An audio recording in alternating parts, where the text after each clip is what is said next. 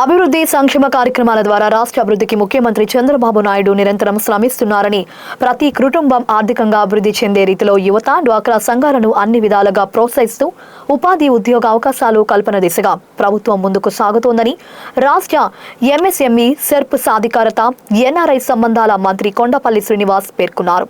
Doctor BR Ambedkar Konaseema జిల్లా రావులపాలెంలో ప్రభుత్వ junior కళాశాల నుండి శ్మశాన వాటిక వరకు, అలాగే బెత్తెస్తు చర్చి వరకు విబిజిఆర్ రామ్జీ నిధులైన 1 కోటి వ్యయంతో నిర్మించనున్న బీటీ రోడ్డు పనులకు స్థానిక సంస్థ శాసన సభ్యులు బండారు సత్యానందరావుతో కలిసి శంకుస్థాపన చేసి శిలా ఫలకాన్ని ఆవిష్కరించారు. అనంతరం పలు కార్యక్రమాలలో పాల్గొన్నారు.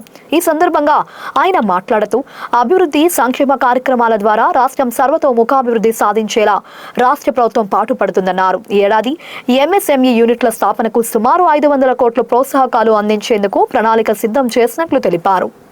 ప్రజానికానికి ఏం చేయాలి, ఇంకా ప్రజలకు ఇంకేం చేయొచ్చు?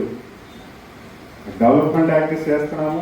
సంక్షేమ కార్యక్రమాల కింద మనం పెన్షన్ అవ్వచ్చు, శ్రీశక్తి అవ్వచ్చు, దీపం పథకం అవ్వచ్చు, లేదా మనం చూసుకున్నట్టు అన్నా క్యాంటీన్లు అవ్వచ్చు.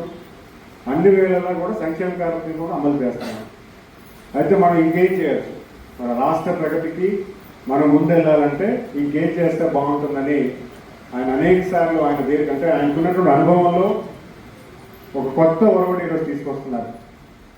గతంలో ఒక గ్రామానికి వెళ్తే చదువుకున్న వాళ్ళు చాలా తక్కువ ఉంటారు. అటు అబ్బాయిలు అవ్వచ్చు, అమ్మాయిలు అవ్వచ్చు.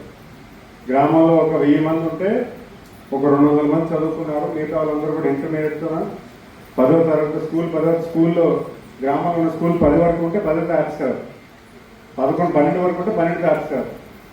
అప్పుడు 95లో ఆయన వచ్చిన తర్వాత చాలామందిని ఇంజనీరింగ్ కింద తయారు చేసి ప్రపంచం అంతా కూడా తీసుకెళ్లారు ఎవరు ముఖ్యమంత్రి గారు.